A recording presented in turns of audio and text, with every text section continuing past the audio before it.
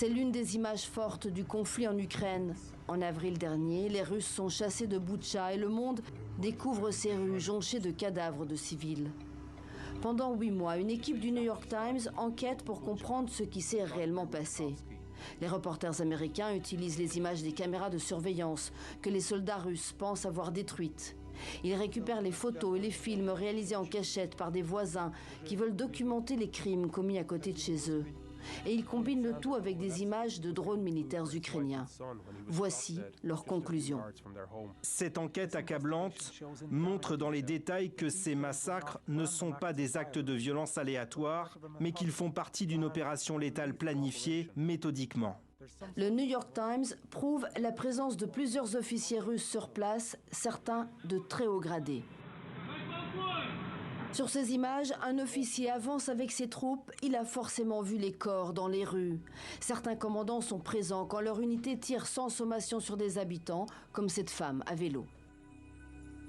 Quand elle tourne à l'angle de la rue, l'artilleur dans ce véhicule blindé oriente son canon vers elle et tire.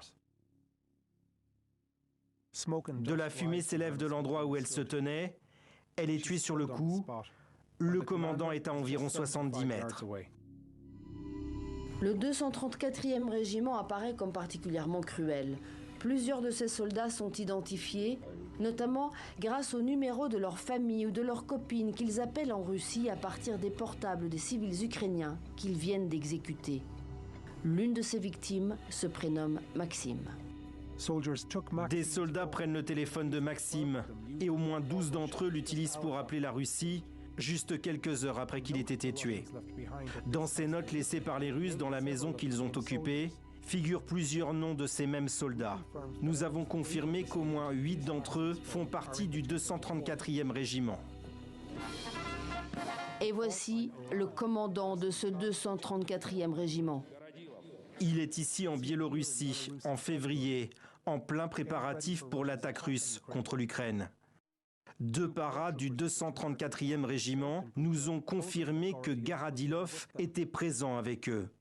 Il revenait à peine de Boutcha quand il a été décoré par le commandant des troupes aéroportées, Andrei Sergei Yukov.